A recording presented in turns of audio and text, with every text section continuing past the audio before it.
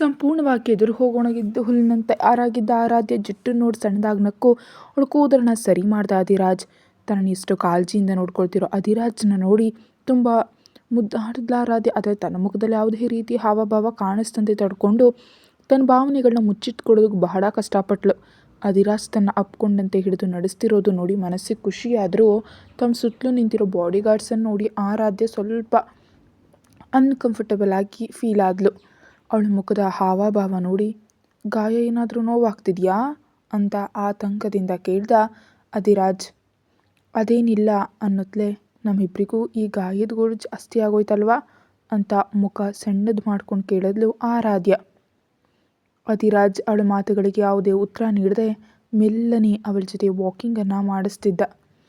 ಆ ಆಸ್ಪತ್ರೆಯ ವಾಸನೆಗೆ ಹೊಟ್ಟೆ ತೊಳಸ್ತಂತ ಅನ್ನಿಸ್ತಿರಲು, ಅಧಿರಾಜ್ ನಾನಿದ್ದು ಸಣ್ಣದಾಗಿ ನಡೀತಿದ್ದೀನಲ್ವಾ, ಇನ್ನು ನಾವು ಮನೆಗೆ ಹೋಗ್ಬೋದು ತಾನೆ ಅಂತ ಸಂಶಯದಿಂದಲೇ ಕೇಳಿದ್ಲು ಆರಾಧ್ಯ. ಇಲ್ಲ, ಇನ್ನೂ 2 ದಿನ ಇಲ್ಲೇ ಇರಬೇಕು ಅಂತ ಖಡಕ್ಕಾಗಿ ಹೇಳ್ದ ಅಧಿರಾಜ್.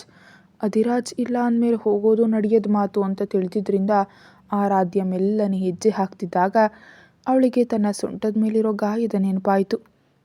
ಈ ಗಾಯ ಇಲ್ಲಿ ಆಗಬೇಕಿತ್ತ, ಸೀರೆ ಉಟ್ಕೊಂಡ್ರೆ ಎಲ್ರಿಗೂ ಎದ್ದು ಕಾಣಿಸುತ್ತೆ ಅಂದ್ಕೊಳ್ತಾ, ಅಧಿರಾಜ್ ನಿಂಗೆ ಗೊತ್ತಿರೋ ಒಳ್ಳೆ ಪ್ಲಾಸ್ಟಿಕ್ ಸರ್ಜನ್ ಯಾರಾದರೂ ಇದ್ದಾರಾ ಅಂತ ಮುಗ್ಧವಾಗಿ ಮುಖ ಮಾಡ್ಕೊಂಡು ಕೇಳಿದ್ಲು ಆರಾಧ್ಯ. ಆರಾಧ್ಯ ಇದ್ದಕ್ಕಿದ್ದಂತೆ ಯಾಕೆ ಹಾಕಿ ಕೇಳ್ತಿದ್ದಾಳೆ ಅಂತ ಅರ್ಥ ಆಗದೆ ಗೊಂದಲದಿಂದ ನೋಡ್ದ ಅಧಿರಾಜ್.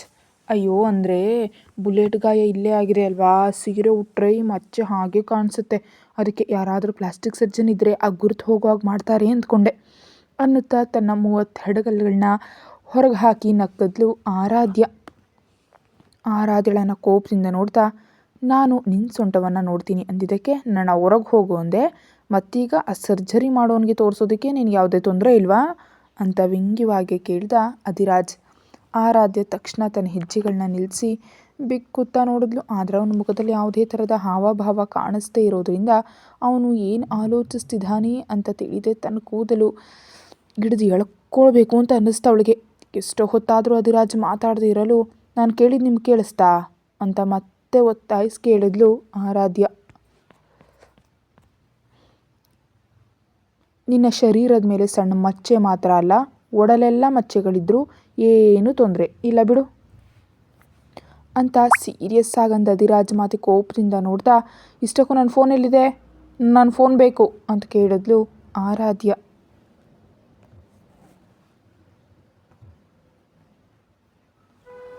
ಈಗ ಫೋನಿಂದ ನಿನಗೇನು ಕೆಲಸ ಅಂತ ಅಧಿರಾಜ್ ಗಂಭೀರವಾಗಿ ಕೇಳಿದ ತಕ್ಷಣ, ಅದೇನಿಲ್ಲ, ಕೆಲಸದಲ್ಲಿ ಏನಾದರೂ ತೊಂದರೆ ಇದ್ದರೆ ಮೆಸೇಜ್ ಮಾಡೋದು ಕೇಳಿದೆ ಅಂತ ಹೇಳ್ತಿದ್ದ ಆರಾಧ್ಯಳನ್ನ ಇನ್ನೂ ಮಾತಾಡೋದಕ್ಕೆ ಬಿಡಲಿಲ್ಲ ಅಧಿರಾಜ್. ಸುಮ್ಮನೆ ಮಲ್ಕೋ ಅಂತ ಅವಳನ್ನ ಎತ್ಕೊಂಡು ಮೆಲ್ಲನೆ ಮಂಚದ ಮೇಲೆ ಮಲಗಿಸ್ದ ಅಧಿರಾಜ್.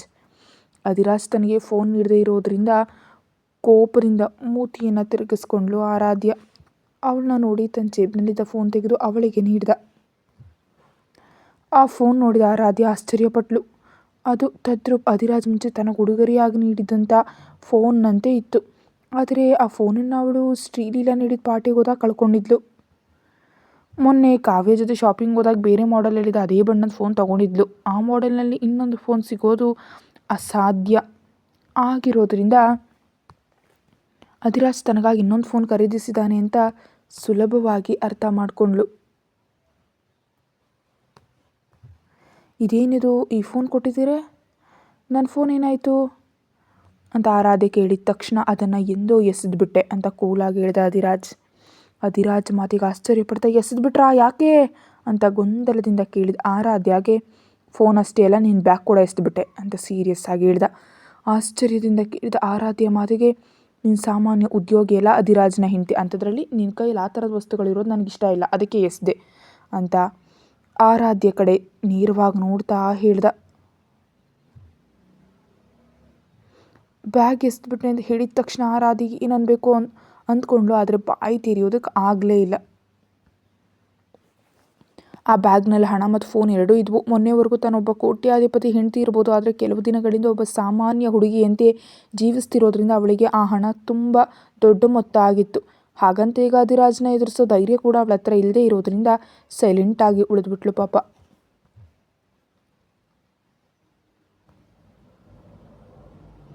ಇನ್ನು ಅದರ ಬಗ್ಗೆ ಹೆಚ್ಚಾಗಿ ಯೋಚಿಸಿದೆ. ಫೋನ್ ಸ್ವಿಚ್ ಆನ್ ಮಾಡಿದ ತಕ್ಷಣ ಒಂದರಂತೆ ಮೆಸೇಜ್ಗಳು ಬರ್ತಿರೋದು ನೋಡಿ ಆಶ್ಚರ್ಯದಿಂದ ವಾಟ್ಸಪ್ ಓಪನ್ ಮಾಡಿದ್ಲು. ಅದರಲ್ಲಿ ಕಾವ್ಯಾಳಿಂದ ಹತ್ತತ್ರ 100 ಮೆಸೇಜ್ಗಳು ಕಾಣಿಸಿದ್ವು. ಅಯ್ಯೋ, ನಾನು ಈ ಗೋಜಿಗೆ ಬಿದ್ದು ಕಾವ್ಯಾಳಿಗೆ ಫೋನ್ ಕೂಡ ಮಾಡಲಿಲ್ಲ ಅಂತ ಕಂಗಾಲಾಗ್ತಾ ತಕ್ಷಣ ಕಾವ್ಯಾಳಿ ಕಾಲ್ ಮಾಡಿದ್ಲು. ಆರಾಧ್ಯ. ಹಲೋ ಕಾವ್ಯ ಅಂತ ಆರಾಧ್ಯ ಧ್ವನಿ ಗುರುಸಿದ ಕಾವ್ಯ ಆರಾಧ್ಯ ಅಂತ ಆಶ್ಚರ್ಯದಿಂದ ಕೂಗಿದ್ಲು. ಹೌದು ನಾನೇ ಅಂತಿದ್ದು ಆರಾಧ್ಯಳನ್ನು ಮಾತಾಡೋದಕ್ಕೆ ಬಿಡದೆ. ಹೇಗಿದೆಯೇ ನಿನ್ನ ಆರೋಗ್ಯ? ಈಗ ಪರವಾಗಿಲ್ವಾ? ಇನ್ನೂ ಆಸ್ಪತ್ರೆಯಲ್ಲಿ ಇದೆಯಾ? ನಿನ್ನ ಹತ್ರ ಬರ್ಬೇಕಂದ್ಕೊಂಡೆ, ಆದರೆ ಅಧಿರಾಜ್ ಸರ್ ಒಪ್ಪಲ್ಲ ಅಂತ ಹೆದರಿ ಸುಮ್ಮನಾಗ್ಬಿಟ್ಟೆ ಅಂತ ತನ್ನ ಪಾಡಿಗೆ ತಾನು ಹೇಳ್ತಾ ಹೋದ್ಲು ಕಾವ್ಯ. ಅವಳ ಮಾತುಗಳಿಗೆ ನಾನು ಆಸ್ಪತ್ರೆಯಲ್ಲಿದ್ದೀನಿ ಅಂತ ನಿನಗೆ ಹೇಗೆ ಗೊತ್ತು ಅಂತ ಆಶ್ಚರ್ಯದಿಂದ ಕೇಳಿದ್ಲು ಆರಾಧ್ಯ. ಎಷ್ಟು ಕಾಲ್ಸ್ ಎಷ್ಟು ಮೆಸೇಜಸ್ ಮಾಡಿದ್ರು ನಿಂದು ಯಾವುದೇ ಪ್ರತಿಕ್ರಿಯೆ ಬರದೇ ಇದ್ದಾಗ ನೇರವಾಗಿ ಹೋಗಿ ಪ್ರತಾಪ್ ಸರ್ನ ಕೇಳಿದೆ. ಸರ್ ಹೇಳಿದ್ರು ನಿನಗೆ ಬುಲೆಟ್ ಗಾಯ ಆಗಿದೆ ಅಂತ ಕಾವ್ಯ ಆತಂಕದಿಂದ ಹೇಳಿದ್ಲು. ಹೌದು ಕಣೆ, ಇವೆಲ್ಲ ಆ ಹುಚ್ಚಿನ ಅವ್ಯಾಳ ಕೆಲಸ. ಅವಳಿಗೆ ದೊಡ್ಡಷ್ಟಿಗೆ ಅಷ್ಟೇ ಅಲ್ಲ, ತನ್ನ ಬುದ್ಧಿನ ಹೇಗೆ ಕೆಟ್ಟದಾಗಿ ಬಳಸಬೇಕು ಅಂತಲೂ ಚೆನ್ನಾಗಿ ಗೊತ್ತು ಅಂತಂದ್ಲು. ಅದೃಷ್ಟ ಚೆನ್ನಾಗಿತ್ತು, ಗಾಯ ದೊಡ್ಡದಾಗಲಿಲ್ಲ. ನೀನೇನು ಕಂಗಾಲಾಗಬೇಡ, 2 ದಿನದಲ್ಲಿ ಆಸ್ಪತ್ರೆಯಿಂದ ಡಿಸ್ಚಾರ್ಜ್ ಆಗ್ತೀನಿ, ಆವಾಗ ನಾವಿಬ್ಬರು ಸಿಗೋಣ ಅಂತ ಹೇಳಿದ್ಲು ಆರಾಧ್ಯ. ನಿನಗೇನೆ ತುಂಬ ಸುಲಭವಾಗಿ ಹೇಳ್ತಾ ಇದೀಯಾ ಕಳ್ಳಿ, ನಿನ್ನ ಬಗ್ಗೆ ನಾನು ಎಷ್ಟು ಕಂಗಾಲಾಗಿದ್ದೆ ಗೊತ್ತಾ? ನಿನಗೇನು ಗೊತ್ತು ಹುಚ್ಚು ಹುಡುಗಿ ಅಂತ ಕೋಪ ಮತ್ತು ಬೇಸರದಿಂದ ಅಂದ್ಲು ಕಾವ್ಯ. ಕಾವ್ಯ ತನ್ನ ಬಗ್ಗೆ ಎಷ್ಟು ಹಾರಾಟ ಪಡ್ತಿದ್ದಾಳೆ ಎಂಬುದು ಆರಾಧ್ಯಗಳ ಮಾತುಗಳಲ್ಲೇ ಅರ್ಥ ಆಯಿತು. ಅದಕ್ಕೆ ಸ್ವಲ್ಪ ಹೊತ್ತು ಸೈಲೆಂಟ್ ಆಗಿದ್ಲು. ನಿನಗೆ ಗೊತ್ತಿಲ್ಲ ಕಣೆ, ನಾನು ಎಷ್ಟು ಟೆನ್ಷನ್ ಮಾಡ್ಕೊಂಡಿದ್ದೆ ಗೊತ್ತಾ? ನೀನು ಕಾಲ್ ಮಾಡೋವರೆಗೂ ನನಗೆ ಕಾಲು ಕೈ ಆಡ್ತಿರ್ಲಿಲ್ಲ. ಅಂದರೆ ನಂಬು, ನಿನ್ನ ಬಗ್ಗೆ ಯೋಚಿಸಿ ನನ್ನ ತಲೆ ಒಂಥರ ಗಿರ್ರ ಅಂದ್ಬಿಡ್ತು ಅಂತ ಕಾವ್ಯ ಅನ್ನೋ ಮಾತುಗಳಿಗೆ ಆರಾಧ್ಯ ನಗ್ತಾ, ಹೇಗಿತ್ತು ಈ ಸವಾರಿ, ಚೆನ್ನಾಗಿತ್ತಾ ಅಂತ ಅವಳನ್ನ ಕಾಲು ಎಳೆದ್ಲು. ತುಂಬ ಚೆನ್ನಾಗಿತ್ತು ಅಂತ ಕೋಪದಿಂದ ಕೂಗ್ತಾ, ನೀನು ಮತ್ತೊಮ್ಮೆ ಇಂಥ ಸಾಹಸಗಳನ್ನ ಮಾಡಬೇಡ, ಇಲ್ಲಿ ನಾನು ಎಷ್ಟು ನಡುಗು ಹೋಗಿದ್ದೆ ಅಂತ ನಿನಗೇನು ಗೊತ್ತು ಅಂತ ಬೇಸರದಿಂದ ಅಂದ್ಲು. ಇದು ಮತ್ತೆ ಮರುಕಳಿಸುತ್ತೋ ಏನೋ, ಯಾರಿಗೆ ಗೊತ್ತು ಅಂತ ಆರಾಧ್ಯ ಅಂದ ಮಾತಿಗೆ ಒಂದಿಷ್ಟು ತಡಬಡಿಸಿ ವಿಷಯವನ್ನು ಬದಲಾಯಿಸ್ತಾ, ಇಷ್ಟಕ್ಕೂ ಅಧಿರಾಜ್ ಸರ್ ನಿನ್ನನ್ನು ಜಾಗ್ರತೆಯಾಗಿ ನೋಡ್ಕೊಳ್ತಾ ಇದ್ದಾರಾ ಅಂತ ಕೇಳಿದ್ಲು ಕಾವ್ಯ. ಕಾವ್ಯ ಕೇಳಿದ ಪ್ರಶ್ನೆಗೆ ಒಂದೇ ಮಾತನ್ನ ಹಾಂ ಅಂತ ಉತ್ತರ ನೀಡಿದ್ಲು ಆರಾಧ್ಯ. ಆರಾಧ್ಯ ಸಮಾಧಾನದಿಂದ ಏನೋ ವ್ಯತ್ಯಾಸ ಇರೋದನ್ನು ಗಮನಿಸಿ, ನಿಮ್ಮಿಬ್ಬರ ಮಧ್ಯೆ ರಾಜಿ ಆಯ್ತಾ ಅಂತ ಅನುಮಾನದಿಂದ ಕೇಳಿದ್ಲು ಕಾವ್ಯ. ಒಂದು ಕ್ಷಣಗಳು ಮೌನವಾಗಿದ್ದು ಇಲ್ಲ ಅಂತ ಹೇಳಿದ್ಲು ಆರಾಧ್ಯ. ಅವಳ ಮಾತು ಕೇಳತ್ಲೆ ಕೋಪದಿಂದ ರಿಚ್ಗೆದ್ದು, ಯಾಕೆ ಇಲ್ಲ ಹಳಾದವಳೆ, ನಿನಗೆ ಯಾವ ಮಾಯ ರೋಗ ಬಂದಿದೆ? ಮೊನ್ನೆವರೆಗೂ ಅಧಿರಾಜ್ ಸರ್ ಲೆಕ್ಕಿಸ್ಕೊಳ್ತಿಲ್ಲ, ಮಾತಾಡ್ತಿಲ್ಲ ಅಂತ ಅತ್ತು ಸತ್ಯ ಅಲ್ವಾ? ಈಗ ಅವರೇ ಸ್ವಯಂ ಆಗ ಹತ್ರ ಬಂದು ಸೇವೆ ಮಾಡ್ತಿದ್ದಾರೆ, ಯಾಕೆ ಇಷ್ಟೊಂದು ಮೊಂಡುತನದಿಂದ ನಡ್ಕೊಳ್ತಿದ್ದೀನಿ ನೀನು ಅಂತ ಗಟ್ಟಿಯಾಗಿ ಕಿರ್ಚಿದ್ಲು ಕಾವ್ಯ. ನಾನು ಮೊಂಡತನದಿಂದ ಇದ್ದೀನಿ ಅಂತ ನಿನಗೆ ಯಾರು ಹೇಳಿದ್ರು ಅಂತ ಆರಾಧ್ಯ ಕೋಪದಿಂದ ಕೂಗಿದ ತಕ್ಷಣ, ನೋಡಿದ್ರೆ ಕಾಣಿಸ್ತಿಲ್ವಾ ಅಧಿರಾಜ್ ಸರ್ ಎಂಥವ್ರು ಅಂತ ಎಲ್ರಿಗೂ ಗೊತ್ತು, ನೀನೊಬ್ಳಿಗೆ ಬಿಟ್ಟು ಅಂತ ಕೂಗ್ತಿದ್ದ ಕಾವ್ಯಾಳ ಮಾತುಗಳಿಗೆ ತಡೆ ಒಡ್ಡುತ್ತಾ, ಇನ್ನು ಸಾಕು ಮಾಡ್ತಾಯಿ, ನಿನಗೆ ದಂಡ ಹಾಕ್ತೀನಿ, ನೀನು ನಿನ್ನ ಅಧಿರಾಜ್ ಸರ್ ದೊಡ್ಡಸ್ತಿಕೆ, ಇನ್ನು ಮಾತಾಡೋದಕ್ಕೆ ಬೇರೆ ವಿಷಯವೇ ಇಲ್ವಾ? ಇನ್ನೂ ಆ ರಾಕ್ಷಸನ ಬಗ್ಗೆ ಮಾತಾಡಬೇಕಾ ಅಂತಂತಿದ್ದ ಆರಾಧ್ಯ ತಲೆ ಮೇಲೆ ಬಿದ್ದ ಕಪ್ಪನೆ ನೆರಳನ್ನು ನೋಡಿ ಬೆಚ್ಚಿ ಬಿದ್ಲು. ಅಧಿರಾಜ್ ಯಾವಾಗ ಬಂದೋ ಗೊತ್ತಿಲ್ಲ, ಅವಳ ಹಿಂದೆ ನಿಂತ್ಕೊಂಡೆ ಅವಳ ಮಾತುಗಳನ್ನೆಲ್ಲ ಕೇಳ್ತಿದ್ದ. ಕಾವ್ಯಾಳ ಜೊತೆ ಮಾತನ್ನು ಮುಳುಗಿದ ಆರಾಧ್ಯ ಅವನು ಬಂದಿದ್ದನ್ನು ಕೂಡ ಗಮನಿಸಿರಲಿಲ್ಲ. ಒಂದೇ ಬಾರಿಗೆ ತನ್ನ ಮೇಲೆ ಬಿದ್ದ ನೆರಳನ್ನು ಗುರುತಿಸಿದ ತಕ್ಷಣ ಕಾಲ್ ಕಟ್ ಮಾಡಿ ಫೋನ್ನಲ್ಲೇನೋ ಆಡ್ತಿರುವಂತೆ ನಟನೆ ಮಾಡೋದಕ್ಕೆ ಶುರು ಮಾಡಿದ್ಲು. ಫೋನಲ್ಲಿ ಒತ್ತುತ್ತಾ ಕಾವ್ಯ ಜೊತೆ ಆಡಿದ್ನೆಲ್ಲ ಈತ ಕೇಳಿಬಿಟ್ನಾ, ಈಗೇನಂತಾನೋ ಏನೋ, ನನಗಿವತ್ತಿದೆ ಮಾರಾಯರೆ, ದೇವರೇ ಯಾಕೆ ಹೀಗೆ ಮಾಡ್ತೀಯಾ ಅಂತ ಟೆನ್ಷನ್ ಮಾಡ್ಕೊಳ್ತಿದ್ದ ಆರಾಧ್ಯ ಮುಂಭಾಗಕ್ಕೆ ಬಂದ ಅಧಿರಾಜ್. ತಲೆ ಎತ್ತದೆ ಕಣ್ಣುಗಳಿಂದಲೇ ಅಧಿರಾಜ್ ತನ್ನ ಸುತ್ತಲೂ ತಿರುಗೋದನ್ನು ಗಮನಿಸಿ ಒಳಗೊಳಗೆ ನಡುಗು ಹೋದ್ಲು ಆರಾಧ್ಯ. ಮೆಲ್ಲನ ಆರಾಧ್ಯ ಮೇಲ್ವಾಲಿ ಅಧಿರಾಜ್ ತನ್ನ ಮುಖವನ್ನು ಅವಳ ಮುಖಕ್ಕೆ 1 ಇಂಚು ದೂರದಲ್ಲಿ ನಿಲ್ಲಿಸ್ದ. ಅವರಿಬ್ಬರ ನಡುವಿನ ಗಲಾಟೆ ನಂತರ ಅಧಿರಾಜ್ನ ಹೀಗೆ ನೋಡೋದು ಆರಾಧ್ಯಗೆ ಇದೇ ಮೊದಲ ಬಾರಿ. ಅವನ ಕಣ್ಣುಗಳಲ್ಲಿ ಕಣ್ಣಿಡತ್ಲೆ ಯಾವುದೋ ಲೋಕಕ್ಕೆ ಹೋದಂತ ಅನ್ನಿಸ್ತು. ಅಧಿರಾಜ್ ಕಣ್ಣುಗಳು ತನ್ನನ್ನು ಮಾಯ ಮಾಡ್ತಿದ್ರೆ ಇಲ್ಲಿವರೆಗೆ ಮಾಡಿದ್ದೆಲ್ಲ ಬೂದಿಯಲ್ಲಿ ಹೋಯಿತು ಅಂತ ಅಂದ್ಕೊಳ್ತಾ ತಕ್ಷಣ ಕಣ್ಣುಗಳು ಪಕ್ಕಕ್ಕೆ ತಿರುಗಿಸಿ ತಲೆ ತಗ್ಗಿಸ್ಕೊಂಡ್ಳು. ಅಷ್ಟರವರೆಗೂ ಅವಳನ್ನೇ ನೋಡ್ತಿದ್ದ ಅಧಿರಾಜ್ ಕಣ್ಣುಗಳನ್ನ ತಿರುಗಿಸಿ ತನ್ನ ಪಕ್ಕದಲ್ಲಿದ್ದ ದಿಂಬನ್ನು ತೆಗೆದು ಅವಳ ಬೆನ್ನಿಗೆ ಆಸರಿಯಾಗಿಟ್ಟು ಆರಾಧ್ಯ ಕೈಯಲ್ಲಿದ್ದ ಫೋನ್ ತೆಗೆದು ಪಕ್ಕಕ್ಕಿಟ್ಟ.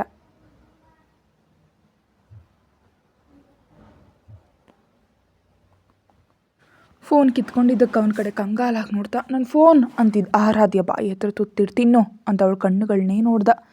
ಆರಾಧ್ಯ ಸಂಪೂರ್ಣವಾಗಿ ಚೇತರಿಸ್ಕೊಳ್ಳೋವರೆಗೂ ಅಧಿರಾಜ್ ಅವಳನ್ನ ಏನೇನೋ ಕೇಳೋದಕ್ಕೆ ಬಯಸ್ತಿಲ್ಲ, ಕೇಳುವುದೂ ಇಲ್ಲ. ಆದರೆ ಆರಾಧ್ಯ ಕೂಡ ಮುಂಚೆ ಏನೇನು ಸಾಕುಗಳನ್ನ ಹುಡುಕ್ತಾ ಅಧಿರಾಜ್ ಹತ್ರ ಪೂರ್ತಿಯಾಗಿ ಸಿಕ್ಬೀಳ್ತಿದ್ದಾಳೆ. ಮತ್ತು ತನ್ನ ಮೇಲೆ ಪ್ರೀತಿ ಅಧಿರಾಜ್ಗೆ ಶುರುವಾಯ್ತೇನೋ ಅಂತ ಹೆದರ್ತಿದ್ರು. ಅಧಿರಾಜ್ ತಿನ್ನಿಸ್ತಿರೋ ತುತ್ತನ್ನು ಬಾಯಿಗೆ ತಗೊಳ್ಳದೆ ಅಧಿರಾಜ್, ನಾನು ನಿನ್ನ ಕಾಪಾಡಬೇಕು ಅಂತ ಬುಲೆಟ್ಗೆ ಅಡ್ಡ ಬರಲಿಲ್ಲ, ನಾನು ಅದು ಯಾಕೆ ಆ ರೀತಿ ಮಾಡೋದು ನನಗೆ ಗೊತ್ತಿಲ್ಲ ಅಂತ ಏನೇನೋ ಹೇಳ್ತಾ ಇದ್ಲು. ನಿಜವಾಗ್ಲೂ ನಿಜ ಹೇಳ್ತಿದ್ದೀನಿ, ನಾನು ಯಾಕೆ ಆ ರೀತಿ ನಡ್ಕೊಂಡೆ ನಂಗೆ ನಿಜವಾಗ್ಲೂ ಗೊತ್ತೇ ಆಗ್ತಾ ಇಲ್ಲ. ಆ ಜಾಗದಲ್ಲಿ ನೀವಲ್ಲ ಕಾವ್ಯ ಇದ್ದರೂ ಹಾಗೆ ಮಾಡ್ತಿದ್ದೆ ನಾನು. ಇದು ಕೇವಲ ಸ್ನೇಹ ಅಷ್ಟೇ, ಬೇರೆ ಯಾವುದೇ ರೀತಿ ಭಾವನೆ ಇಲ್ಲ ಅಂತ ಹೇಳ್ತಿದ್ದಂಥ ಆರಾಧ್ಯ ಕಣ್ಣುಗಳಲ್ಲಿ ಅಧಿರಾಜ್ನ ಕೋಪ ನೋಡಿ ತಕ್ಷಣ ತನ್ನ ಬಾಯಿ ಎರಡನ್ನು ಮುಚ್ಕೊಂಡ್ಬಿಟ್ಲು ಎರಡು ಕೈಯಿಂದ. ಅಧಿರಾಜ್ನ ಕೋಪದಿಂದ ಕೆಂಪಗಾದ ಮುಖವನ್ನು ನೋಡಿದ ತಕ್ಷಣ ಆ ನೋಟಕ್ಕೆ ಹೆದರಿ ಕಣ್ಣನ್ನು ತಗ್ಗಿಸ್ಬಿಟ್ಲು ಆರಾಧ್ಯ. ಇನ್ನು ಅವರೊಂದಿಗೆ ಏನೋ ಹೇಳಬೇಕು ಅಂತ ಅಂದ್ಕೊಂಡ್ಳು. ಆದರೆ ಅವನ ಕೋಪವನ್ನು ನೋಡಿ ಸೈಲೆಂಟಾಗಿ ಉಳ್ಕೊಂಡ್ಬಿಟ್ಲು. ಯಾಕಪ್ಪೇಕಪ್ಪ ಅಂತ ಅಂದ್ಕೊಂಡು. ನೀನು ಏನು ಹೇಳಬೇಕು ಅಂದ್ಕೊಂಡಿದ್ಯೋ ನನಗೆ ಅರ್ಥ ಆಯಿತು, ಆಮೇಲೆ ಮಾತಾಡ್ಕೊಳ್ಳೋಣ, ನೀನೀಗ ಮೊದಲು ತಿನ್ನು ಅಂತ ಅಧಿರಾಜ್ ಅಂದ ತಕ್ಷಣ ಅವನನ್ನು ತುಂಬ ಆಶ್ಚರ್ಯದಿಂದ ನೋಡ್ತಾ ಅವನ ಕೈಯಲ್ಲಿದ್ದ ತುತ್ತನ್ನು ಬಾಯಿಗೆ ತಗೊಂಡ್ಳು ಆರಾಧ್ಯ. ಅಧಿರಾಜ್ ನನಗೆ ಅರ್ಥ ಆಯಿತು ಅಂತ ಅಂದಿದ್ದು ತಾನು ಹೇಳಿದ ವಿಷಯವನ್ನೋ ಇಲ್ಲದಿದ್ದರೆ ತಾನು ನಡ್ಕೊಳ್ತಾ ಇರೋ ರೀತಿಯನ್ನೋ ಎಂಬುದು ಅರ್ಥವಾಗದೆ ಅಧಿರಾಜ್ ಕಡೆ ಗೊಂದಲದಿಂದ ನೋಡ್ತಾ ಇದ್ದಾಳೆ ಆರಾಧ್ಯ. ನಿಜಕ್ಕೂ ನಾನೇನು ಯೋಚಿಸ್ತಿದ್ದೀನಿ ಅಂತ ಅಧಿರಾಜ್ಗೆ ಗೊತ್ತಾ?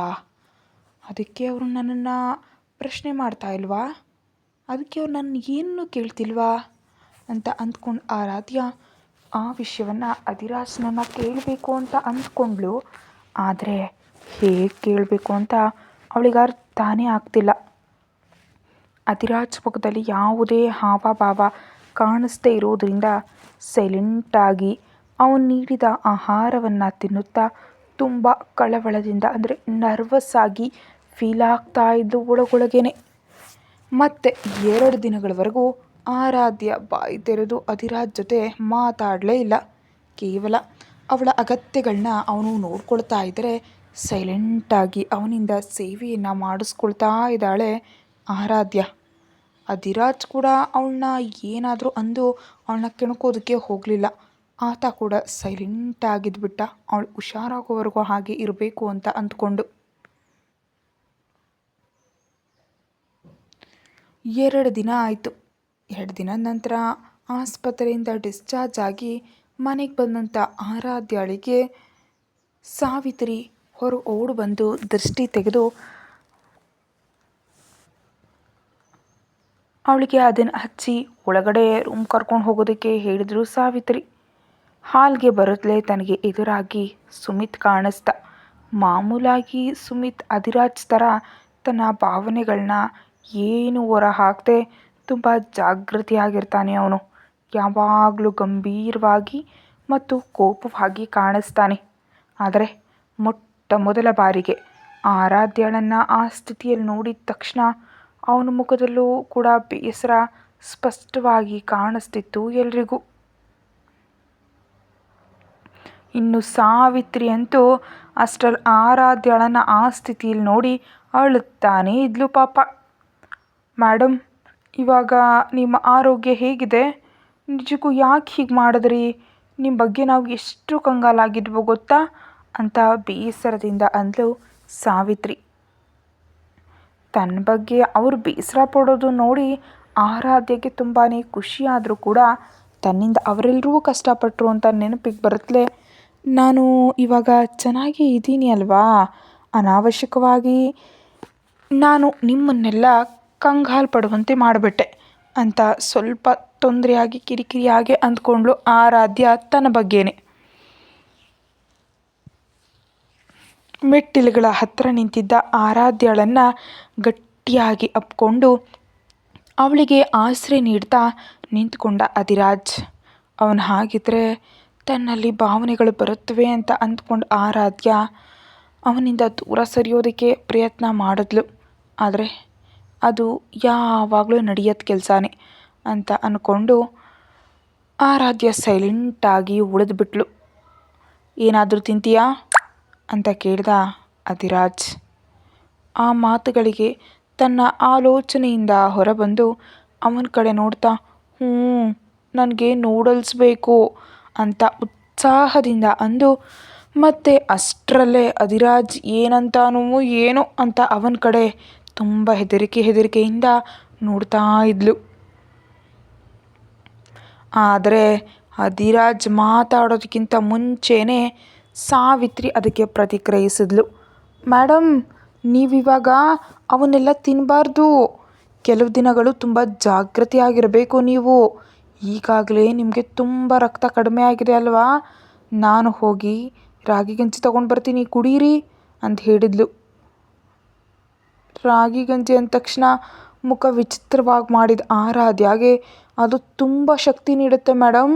ಈ ಸಮಯದಲ್ಲಿ ನೀವು ಗಾಯಗಳಿಂದ ಬೇಗ ಚೇತರಿಸ್ಕೊಳ್ಬೇಕು ಅಂದರೆ ಇಂಥ ಆಹಾರವನ್ನೇ ನೀವು ತಗೋತಾ ಇರಬೇಕು ದಿನ ಅಂತ ಸಾವಿತ್ರಿ ಹೇಳಿದ್ರಿಂದ ಸರಿ ಅದನ್ನೇ ತಿಂತೀನಿ ಬಿಡು, ತಗೊಂಡು ಬಾ ಅಂತ ಹೇಳಿದ್ಲು ಆರಾಧ್ಯ.